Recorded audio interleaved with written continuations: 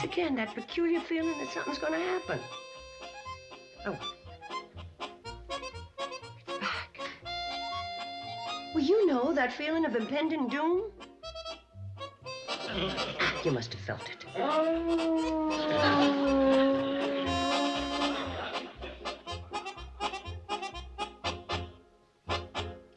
What a beautiful morning.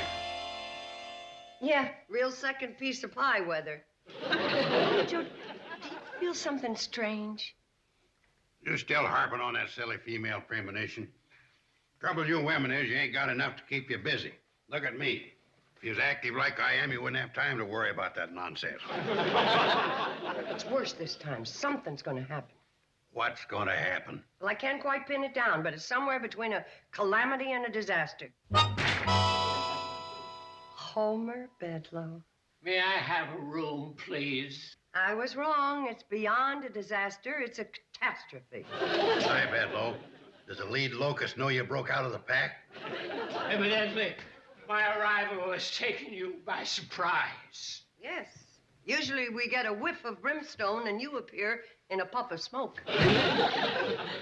Once, Mrs. Bradley, my black little heart would have swelled with pride at your praise. But behold, I'm defeated, a failure. Let me be the first to kick you while you're down.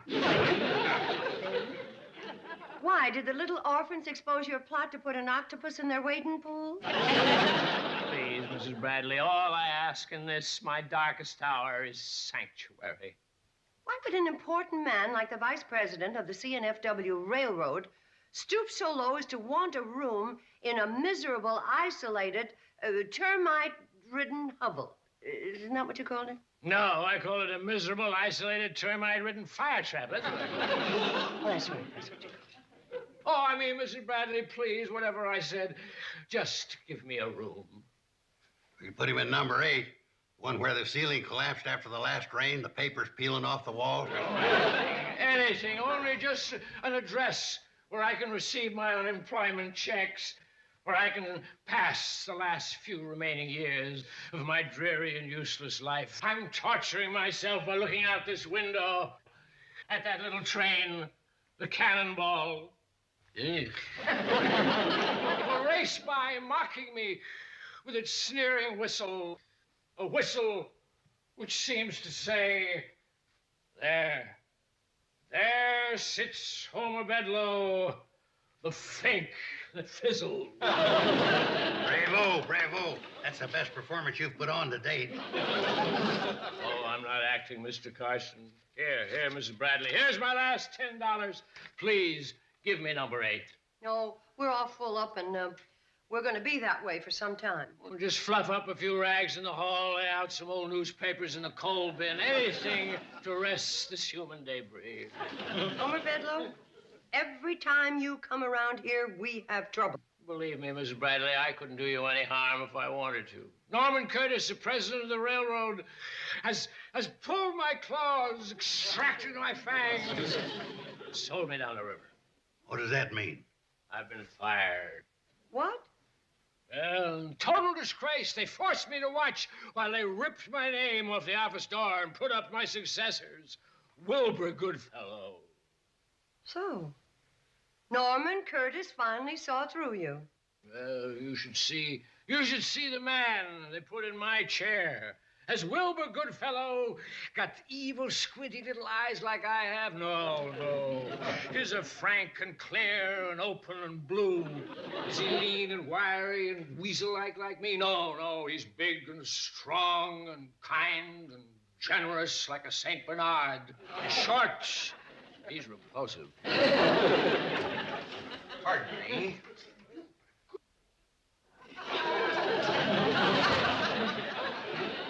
I'm looking for Kate Bradley. Oh, I'm Kate Bradley. Oh. My superior, Norman Curtis of the CNFW, asked me to stop by and pay his respects. Well, that was very nice of him. Oh. And you must be Mr. Joseph Carson. That's right. Glad to know you. What's this? What have we here? Homer Bedloe. You were warned not to come within a mile of railroad property, and you were ordered to leave these good people alone. Oh, I'm only a penniless old man. When Mr. Curtis fired me, he took away my pension. And with good cause, you plotted to destroy the cannonball. Out! There's no place to go. My mother won't take me back. Try the Salvation Army. I did. They won't take me either. If this scoundrel has caused you any financial loss, I'm instructed to make it up to you. Oh, no, thank you very much. He didn't. I'll be here for several days inspecting the spur line and the cannonball. Well, you're not thinking of shutting down the railroad. Good heavens, no. Mr. Curtis would as soon cut off his right arm as the cannonball. Only the lowest of swine would think of such a thing. May I register, please? You're out of luck, good fellow. They haven't any rooms left. We do for him. For you, the hotel's off limits. Please, Mrs. Bradley, let me stay. I'll carry the luggage, fetch the ice water, page the guests. All right, Homer, you can stay. Oh, thank you, Mrs. Bradley. Front. Right this way, Mr. Goodfellow. You've made me so happy.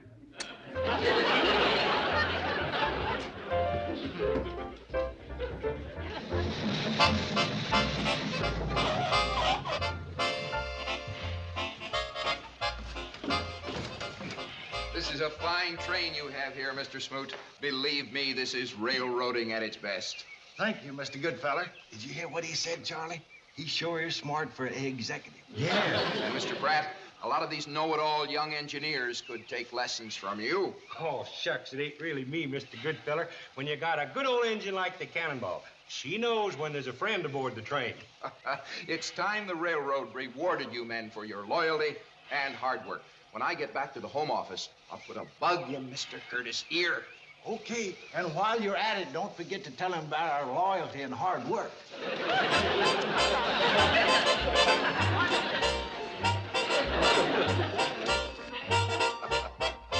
And that's only the beginning.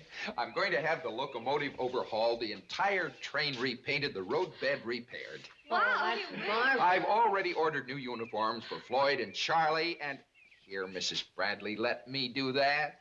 New uniforms. The way I look at it is every dollar spent on the Cannonball will return 100-fold. Oh, Mr. Goodfellow, you shouldn't be doing that. Why not?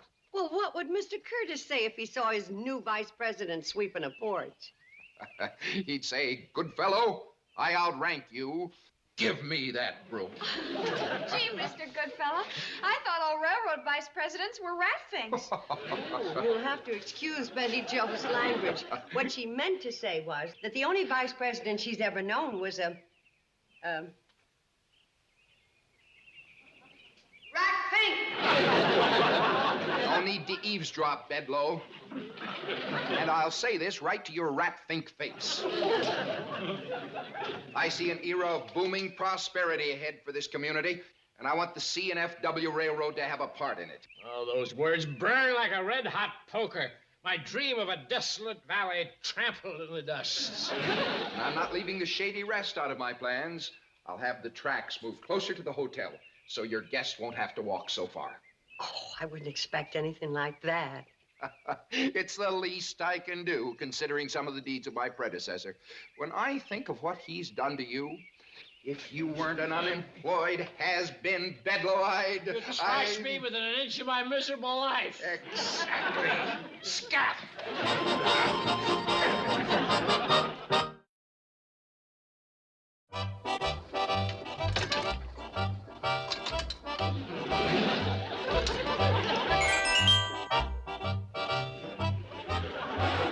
Charlie, you sure look like a first-class engineer. Pretty good yourself. Mighty thought of you, Mr. Goodfeller. Is there a fly on my nose, Charlie? Yeah? Why? Whack it for me, would you? Oh, whack it yourself. You're closer to it. I would, but I don't want to get wrinkles in my sleeves. Charlie, what are you doing? Nothing. Charlie wouldn't hurt a fly. Yeah, I'll tell you another thing he wouldn't do. That's help a passenger on with his packages. Or either would you. Get that stuff away from me. Can't you see I'm all dressed up? Here, you take it. I'm the engineer.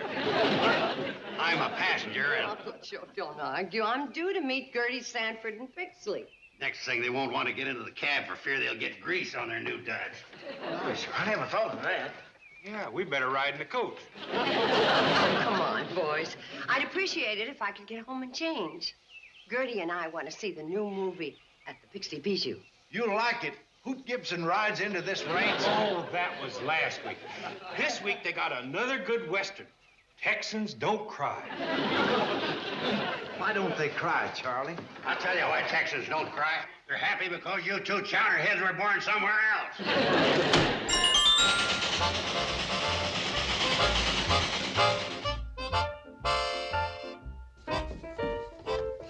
Oh, hey, can you give me a hand with these? They're heavy. As soon as I take Mr. Kimberly his lunch. Might look nice, Mom. Thank you, dear. Why don't you try this way, honey? Thank you, dear. I will. Betty, Joe, those are too heavy. Get Uncle Joe to help you with them. He already did. He told me how to lift them without breaking my back. Will you put those down? Too much work to be done around here. I'm not going to Pixley. You've got to. Mrs. Sanford's expecting you. I just don't feel right about skipping out to a movie when the hotel's full of guests. Mom, when there are no guests, you can't go because we're broke. And when there are guests, you can't go because there's too much work. Just about the size of it. The trouble with you is you don't know how to put other people in charge. Oh, is that my trouble? Well, you don't see Conrad Hilton missing a good movie because his hotels are full up. And he wouldn't. Mom! Mom! Betty Joe! Look what Mr. Kimberly gave me. $1. He says he just loves the service at the Shady Ranch. Out of my way, Bobby Joe. These are Mr. Kimberly's bags. Wow. I just discovered a new vitamin. Money. All right. Stop your whining. You'll get your bone. Uncle Joe? Yeah? I'm going into Pixley now. The girls will get dinner for you and the guests. You and Gertie have a good time. Don't worry about us. All right, here's your bone. Now shut up. Bone? But the dog's in here. What do you... Oh, Uncle Joe, you're not... Thank you, you generous people. Mr. Bedloe, go in the kitchen and eat at the table. Uncle Joe?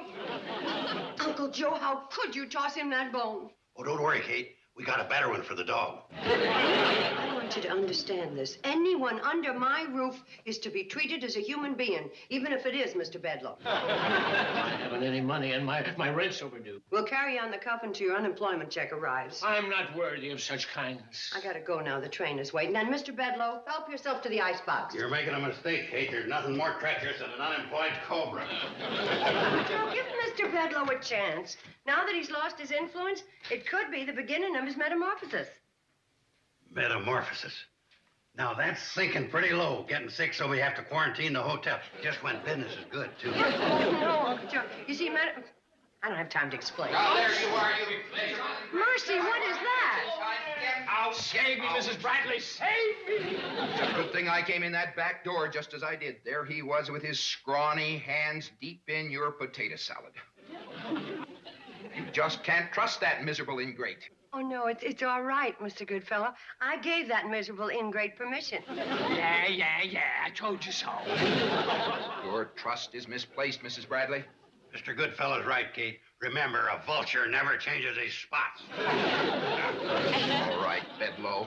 But as long as we're under the same roof, keep out of my way. I can't stand the sight of you. Ah! Enjoy your evening out, Mrs. Bradley. He was a fine, upstanding man. Yeah. I thought when they made me, they broke the mold. I was wrong. There goes another Joe Carson. One is plenty, thank you.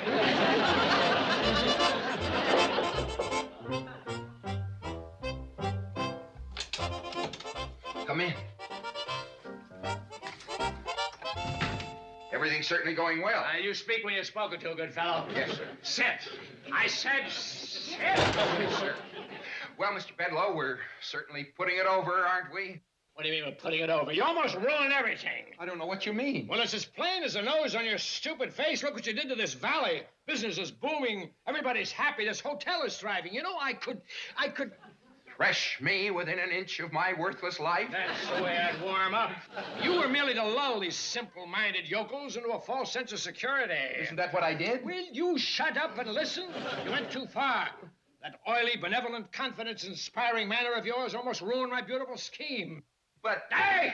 The farmers are shipping their crop by the cannonball. The salesmen are riding the train. If the Home Office hears that there's a profit to be made from this ramshackle branch line, I'll be ruined. I'll never be able to run the cannonball out of business. Please, give me another chance, please. The average scoundrel will be defeated, but I'm two-faced and double-brained. Back in kindergarten, when other children were studying finger painting, I was majoring in skullduggery. Then you have a new plan? Certainly, I got a new plan. Now, this is what we're going to do. First...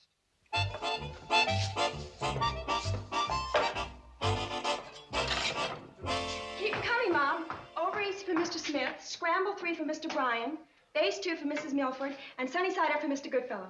Hey, Kate. Got another order for room service. Miss Canby wants ham and eggs, over easy rye, toast, orange juice, and a pot of coffee. But I just gave you Mrs. Canby's breakfast. Smells so good I ate it on the way. Joe. Oh, say, you haven't told us about your big night in Pixley. Yeah, Mom, how was the movie? Oh, the movie. Yeah, how was it? What was it about? We gotta dish up the food. Get the tray. Just tell me what it was about. Well, it was about this woman who had a very bright, attractive daughter. And? Well, this woman was trying to feed her guests. And all the bright, attractive daughter wanted to do was to stand around gabbing and gabbing. And so the guests got sore and they checked out. Oh, Mom. Now, you scoot out. Mom, guess what? Well, I couldn't guess. Well, explain it, Mr. Goodfellow. Well, perhaps some other time. Your mother's busy. Oh, go on and tell her. What is it, Mr. Goodfellow? You see, she wants to hear it. Go ahead. Well, as part of my plan... Mr. Goodfellow's going to give Charlie and Floyd raises. The cannonball's getting its face lifted. And during the operation, the main line's going to loan Charlie and Floyd a diesel locomotive. Isn't that marvelous? I think so. Well, now, let's see. Charlie and Floyd are having their faces lifted. Oh, Mom. Well, explain it, Mr. Goodfellow. Well, what Betty Joe was trying to say What I was is... trying to say is, Mom... Stop interrupting. Go ahead, Mr. Goodfellow. I've instructed the superintendent of the division to recondition the cannonball. And while she's in the roundhouse at Riverton, the spur line will have the use of another locomotive. Well, that's great, Mr. Goodfellow. Great. Well, let's have a party. That's a good idea, Bobby Joe. We can have a going-away party for the cannonball. And another one when it comes back all bright and shiny. If you make ice cream, I'll turn the freezer. Now, girls, We've just got to have a party for the cannonball.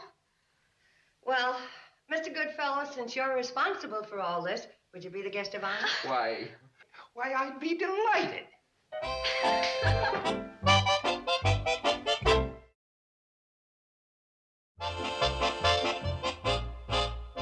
Cannonball will arrive at your foundry tomorrow night. The instant it gets there, I want you to melt it down into scrap.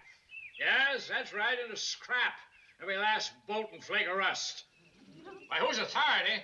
By the order of Homer Bedloe, Vice President of the CNFW Railroad. At last, I've signed the cannonball's death warrant. This is my finest hour. If the cannonball is to be melted into scrap, and there's no other locomotive to pull the train, what are these people going to do? They'll fulfill my fondest dreams. They'll abandon their homes and farms. This whole valley be populated by lizards and coyotes.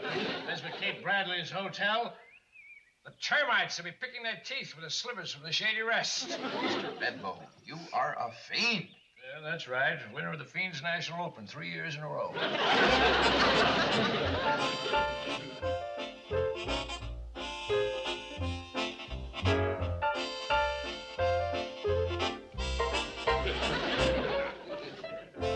This here occasion calls for a speech. It sure does, but not by you. I think Mr. Goodfellow should say a few words. Yeah!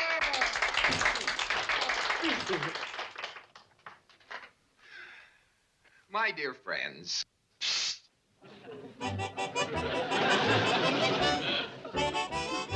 well, I hate to cut short such a happy occasion, but the good old cannonball has a long journey ahead.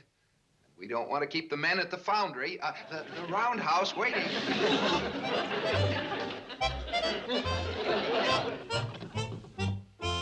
Floyd and me's got to get the old girl on the way to the beauty parlor. Well, first I have a surprise for everybody. Some rare old movies of the Cannonball. Movies of the cannonball? Oh, where'd you get 'em, Mom? Well, remember the other night when I went to the movies in Pixley with Gertie? Well, my old friend, the projectionist, Squint Whitaker, loaned me the film, and along with that, a projector. So, why don't we all go into the lobby and have our coffee and cake there? Well, after all, Mrs. Bradley, the roundhouse is... Them have their little moments. Keep this happy thought in mind. In a few hours' time, their cute little train will be melted down into a shapeless lump.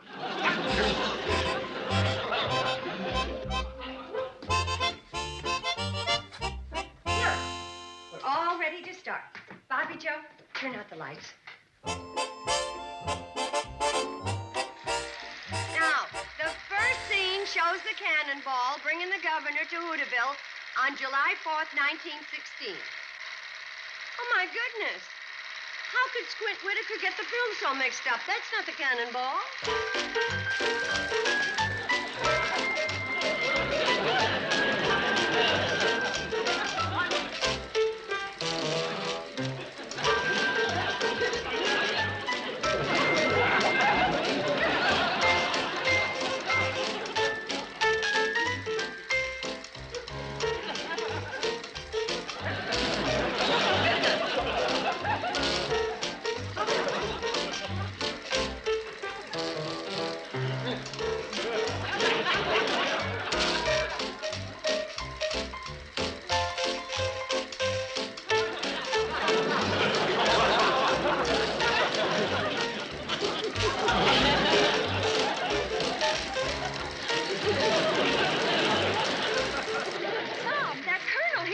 My gracious, maybe the cannonball film's on the next reel.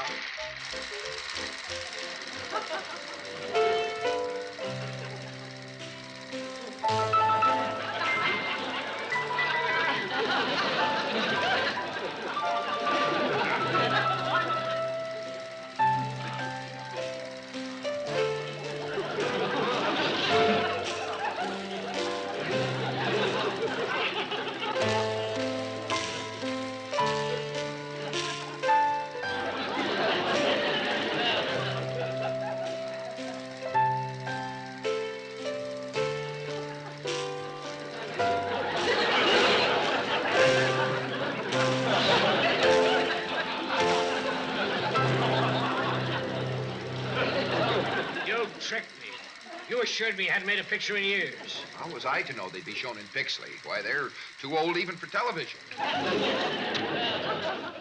to Hollywood, you ham.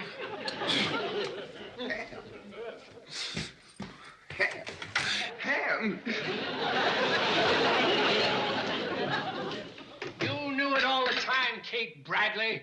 You played me like an ordinary trump, but I'll have you know down at railroad headquarters I'm still the second Barracuda. And in this devilish brain, there lurks a foolproof scheme to destroy the cannonball forever. How long do you think you'd be vice president if Norman Curtis knew that you hired an actor to put the cannonball out of existence? Oh, don't tell him. Don't tell him. You can't send him that film. It'd ruin me. It wouldn't be the cannonball that melt down, but my gold cup that I won for the Fiends National Open. Gee, we sure came close to losing the train. Yeah, Mom. If you hadn't gone to the Pixley Bijou, we never would have known that Mr. Goodfellow was a movie actor. Well, it was sheer luck, those particular movies being on the bill. You know, a coincidence like that wouldn't happen again in a million years. Excuse me. I wonder if I might have a room.